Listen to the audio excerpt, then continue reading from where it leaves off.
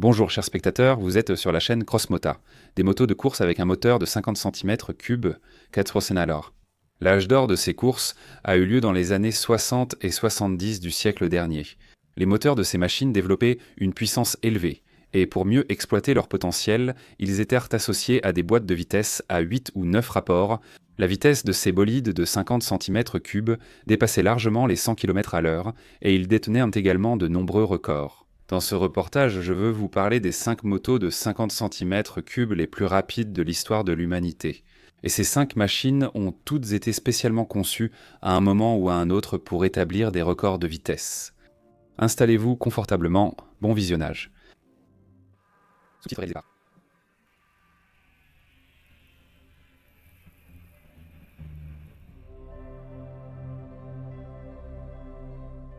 La première moto de notre liste est la NSU Baum 2 allemande, détentrice de records.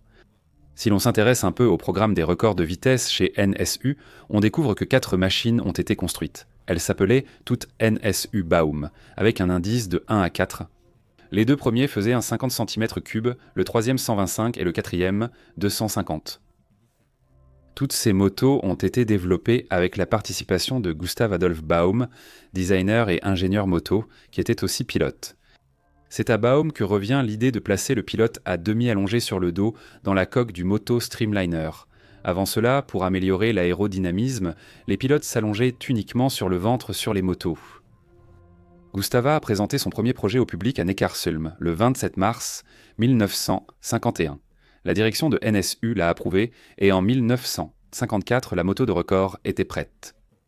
Sur la NSU Baum 1, Gustav a établi 11 records de vitesse en un an. Le meilleur résultat a été une vitesse moyenne de 127,8 km/h sur le mile lancé. Malheureusement, Gustav sera tué par sa propre création le 23 mai 1955 lors d'une démonstration sur le Nürburgring. Cependant, cet événement n'a pas arrêté la société NSU, et en 1956, la NSU Baum 2 était prête. En mai 1956, German Paul Müller a établi un record d'économie de carburant sur cette moto. Sur le Hockenheimring, il a parcouru 65 tours, ce qui correspond à une distance de 500 km, à une vitesse moyenne de 100 km/h, et pour tout cela, seulement 5,65 litres de carburant ont été consommés, soit une consommation de 1,13 litres au 100 km rar. En août 1956, l'équipe NSU s'est rendue au lac Salé de Bonneville, aux États-Unis, pour participer aux courses. L'équipe a amené Baum 2, 3 et 4, les deux premiers, ont battu des records, mais le quatrième a eu un accident pendant un essai. Alors qu'était exactement la NSU Baum 2 et à quel record était-elle capable d'atteindre? La moto était une construction profilée en forme de cigare, ne pesant que 127 kg. Le moteur 2 temps monocylindre de 49 cm3 atteignait 13,5 chars, de puissance à 12 000 tours par minute. Le résultat fut impressionnant. NSU Baum 2 a atteint une vitesse maximale de 196 km/h. 9 ans plus tard, une autre entreprise allemande battra le record de NSU. Kreidler a lancé la production de motos en série en 1951. En 1958, un tiers des motos de 50 cm3 en Allemagne étaient des Kreidler.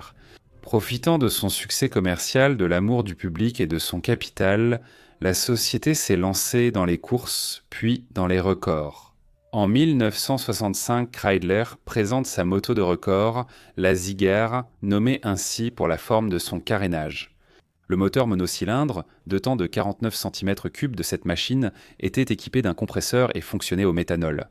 La puissance maximale était de 15 chèches à 15 000 tours par minute. Le pic de puissance étant dans une plage de régime étroite, une boîte à 8 rapports a été choisie pour exploiter au mieux le moteur. Le poids à vide était d'environ 100 kg. En 1965, l'équipe de Kreidler a visité le lac Salé de Bonneville, la Mecque de la vitesse. Là-bas, le 23 octobre, le pilote Rudolf Kunz a battu des records sur le départ arrêté pour 1 mile 1 km et 10 km/h. La vitesse maximale atteinte lors des courses de record était de 210 634 km/h. Aujourd'hui, cette moto record est exposée au musée de la moto à Neckarsulm. Le record de vitesse suivant sur une moto avec un moteur de 50 cm3 a été établi par le légendaire pilote néerlandais Henk van Kessel.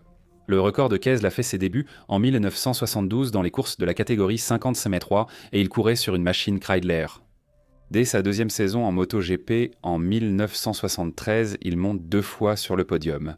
L'année suivante, Henk devient champion du monde en 50 cm3. Un pilote talentueux n'est qu'une partie du succès. Un point clé est la conception de la machine de record et les mois, voire années, de travail minutieux des ingénieurs pour la réaliser. Et dans cette partie du récit, il convient de rendre hommage à Pitu Plampenu, l'ingénieur néerlandais spécialisé dans la conception de machines de course. Au milieu des années 70, Plampen a été animé par l'idée de battre le record établi par Kreidler en 1965. En 1976, il a commencé à construire la moto avec son équipe. Comme groupe motopropulseur, ils ont choisi le célèbre moteur Kreidler, que l'équipe de Plampen a réussi à porter à une puissance maximale d'environ 20 chevaux à 15 000 tours par minute. La boîte de vitesse, on peut dire c'était une 800. La hauteur du Streamliner correspondait à celle du précédent, détenteur du record Kreidler, mais la construction de Pitt était plus longue d'1 mètre. Au cours de la conception, l'équipe a essayé 5 variantes de cadre avant d'obtenir la stabilité, la solidité et la maniabilité nécessaires de la structure à grande vitesse. Après 8 mois d'efforts, l'appareil était prêt. La moto a été peinte en noir et nommée Flèche Noire. En tant que pilote, la star montante des courses, Henk van Kessel, a été choisi. Le 5 septembre 1977, il était temps d'établir le record. Il convient de noter que cette entreprise a été gardée secrète jusqu'au dernier moment.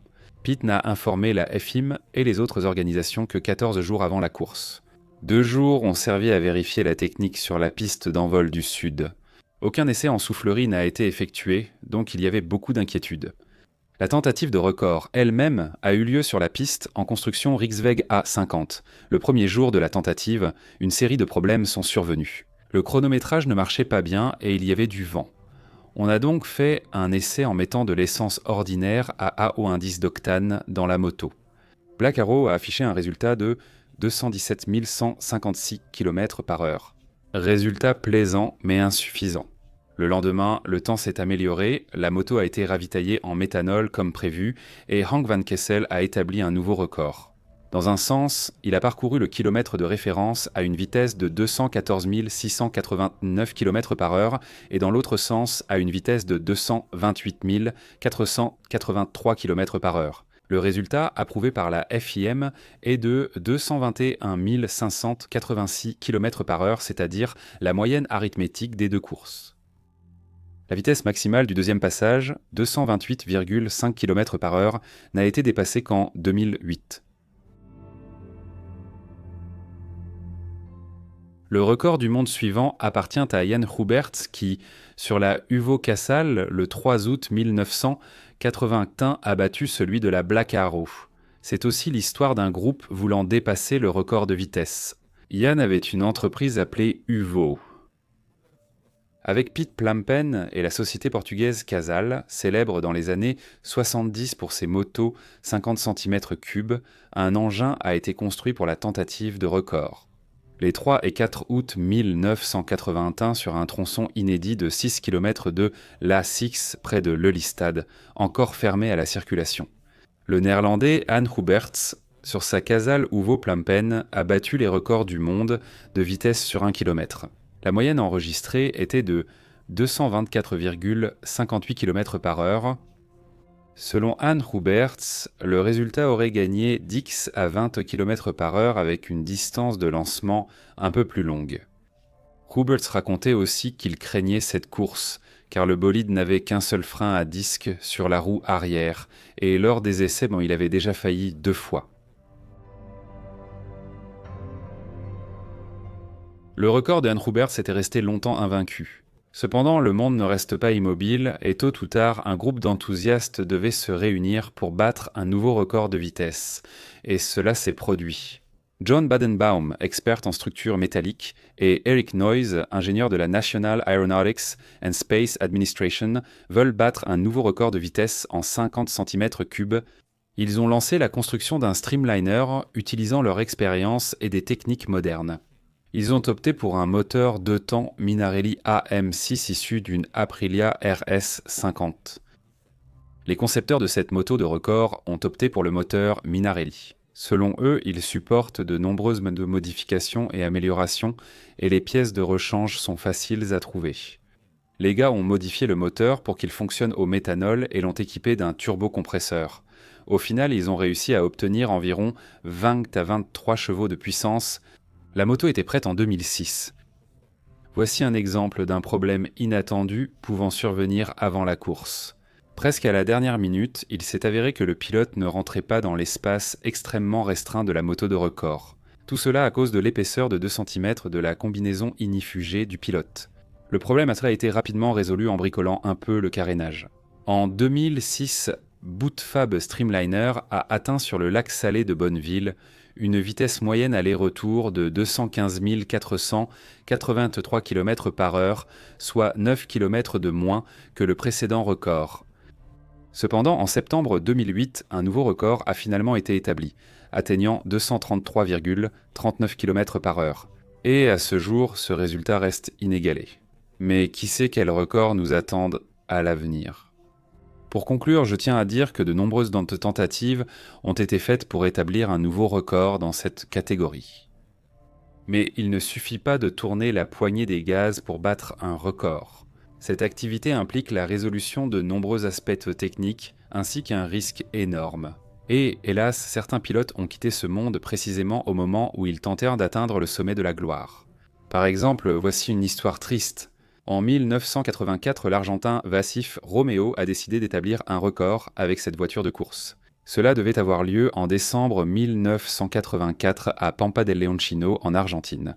C'est un lac asséché situé à environ 2 km d'altitude. Pendant la course, Weifra a perdu le contrôle de sa voiture, qui s'est renversée, entraînant la mort du pilote. Voici l'histoire des 5 motos les plus rapides, avec un moteur de 50 cm3. C'est sur ce point que mon récit touche à sa fin. Merci de votre attention. Vos partages, abonnements et commentaires sur la chaîne sont toujours appréciés. Un grand merci à tous ceux qui soutiennent financièrement ma chaîne via les coordonnées indiquées dans la description. À bientôt.